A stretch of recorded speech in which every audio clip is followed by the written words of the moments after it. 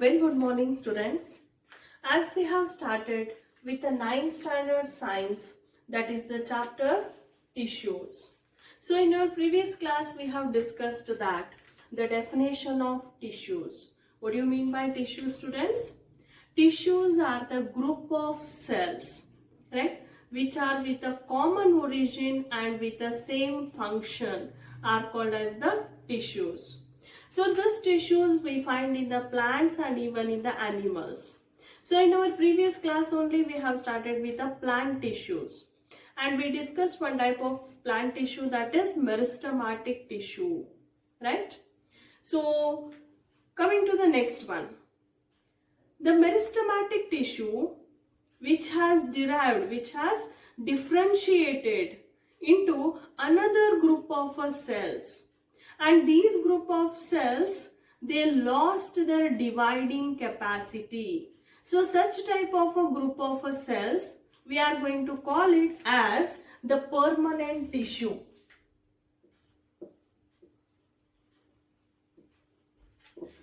Permanent tissues.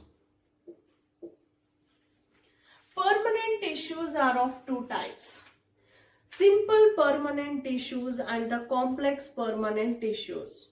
So first we'll start with the first type, that is simple permanent tissue. What is the simple permanent tissue? See, the name itself tells us these are having the cells which are only of one type. Not 2-3 types of cells have combined. A type of cells. A type of means one type of cells have combined to form the tissue so called as simple permanent tissue.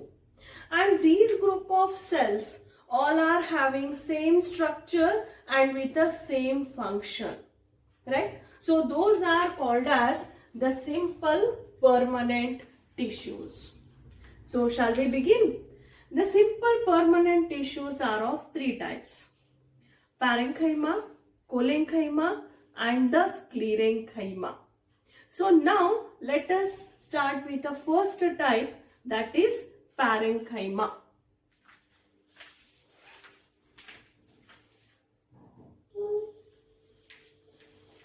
So the first one, that is parenchyma. How is parenchyma? Where it is situated in the plant body? Let us study. So where it is situated in the plant body? In the soft parts of the plant body. Soft parts means it may be the stem, root, it may be leaves, it may be the fruits. Xylem phloem means what we can say, the parenchyma is widely distributed in the plant body. Right? So like that we find the parenchyma. If we check the structure of the parenchyma, see, we can call it as parenchyma or parenchymatous tissue. So this tissue is having a group of cells, right? So if you check the cells,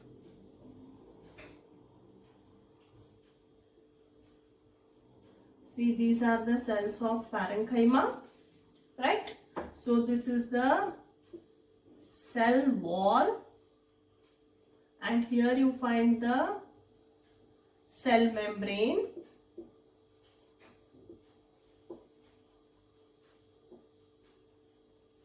right? And here you find nucleus, and this one is the vacuole. These are the vacuoles. So like this we find the structure of parenchymatous tissue or the cells.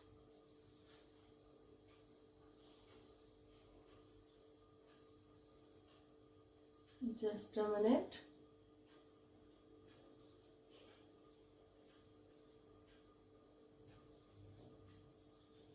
Okay. So once again let me tell. The outer one is the cell wall, cell membrane, and here you find the cytoplasm. Cytoplasm is having a nucleus and the vacuole, and this is the structure of the parenchyma. Means, do you find all the parenchymatous cells with a round shape? No, we find it in different shapes. It may be oval in shape, right? It may be round in shape. It may be like parallel. So that type of the shapes. So with the different shapes we find in the parenchyma, right? Okay. So if you study this cell, it is having the very thin cell wall. The cell wall is made up of cellulose. The cell wall is very thin, made up of cellulose, and in between the cells, can you see students here? This is one cell, this is one cell. In between this cell, you can find the gap. The gap is present. It is called as intercellular space. Intercellular space is present between the cells. Very thin cell membrane, that is the cellulose. And we can explain this parenchyma as the living cells. These are the living cells. What is the meaning of living cells? As these parenchyma can undergo division. They can undergo the division so called as living cells. Right? So this is the structure of the parenchyma cells and the occurrence. Where you find stem, root, leaf, it may be the fruits, xylem, phloem, totally.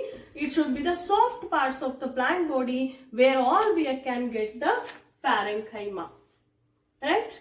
So let us study what are all the functions of this parenchymatous tissue.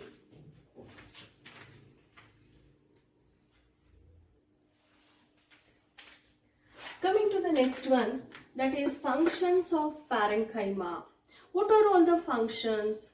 The first one, a primary support to the stem of herbs. As we know, plants we are dividing as herbs, shrubs and trees. Herbs are very soft.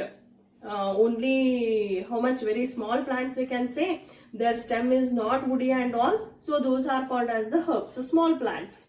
So their stem is very weak. To support that, there you find the presence of parenchymatous tissue. Right? The second one, food storage tissue. It helps in the storage of the food. Just now we have discussed in the occurrence of the parenchyma, where you find, we find it in the xylem phloem also. These two are the transporting tissues. One helps to transport the water, one helps to transport the material, right? So it helps in the food storage and food transportation, right? So that function we find.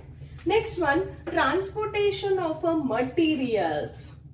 What are the materials? Food, water, other things which are necessary for the plants. So these are considered as the materials. So transportation of the materials, storage of the food, it may be supporting to the stem. The next one, storage of waste products. So in the plant body, we find some waste materials, like it may be the gums, resins, inorganic wastes. So everything it will store. Means even storing of the waste materials also. Not only the food storage, wastage storage also is one of the function of parenchyma. Next, not only parenchyma, it is of one type. So depending upon where it is present, what is its function, we are going to divide into many types. So in our syllabus, we are going to learn two types. That one is aerenchyma and one is cholenchyma. What is this aerenchyma? See, the name itself says. You might have seen the plants which are growing in the water, right? So those are called as the plant body will be floating in the water. These are called hydrophytes. Hydra means water. Hydrophytes these are called. So in case of hydrophytes, what happens? The leaf, the flower you might have seen, it will be floating. It has not sinked in the water, it is floating. So how it can float? Because in between the cells of parenchyma, here we said there is an intercellular space between the cells of parenchyma, right? So these intercellular spaces are filled with the air. The gap is filled with the air. Because of that, I think you might have seen lotus and so many watery plants. So they are floating. Why they are floating? Because of the parenchyma, the gaps are filled with the air, and that portion of the parenchyma we are going to call it as aerenchyma. Right? Okay. Next one. There is one more type of parenchyma called as chlorenchyma. What is this chlorenchyma? In some part of the plant body, if it is having the chloroplast, we are going to call it as chlorenchyma, right? So as you know the function of the chloroplast, nothing but this chlorenchyma takes part in photosynthesis. Because it is having the chloroplast main function is to synthesize the food. So this chlorenchyma takes part in the photosynthesis also, right? So like this we are differentiating as aerenchyma, chlorenchyma and all, right? Next, one more example, function of this parenchyma is xerophytes. Xerophytes means the plants which are growing in the desert area. Like it may be the cactus you might have seen. So those are called as the xerophytes.